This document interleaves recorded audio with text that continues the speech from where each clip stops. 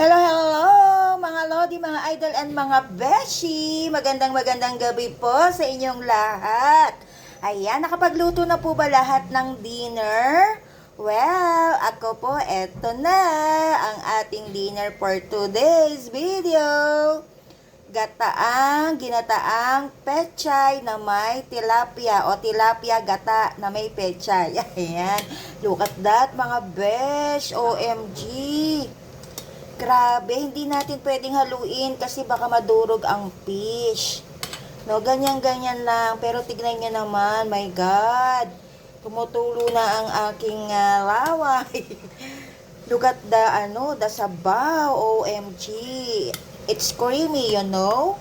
Sabaw lang. Ulala. OMG. Lalo pa kaya pagka may kasama ng isda. Talaga namang ulala ka sa sarap, mga lodi, mga beshi, mga idol. Ayan. So, good luck sa kaldero ng kanin mamaya. Kawawa naman ang mauubusan ng kanin, kaya dapat sabay-sabay kumain. I-try nyo na mga lodi. Tara na po. The best ang ginataang tilapia na may pechay. Tara na, let's eat!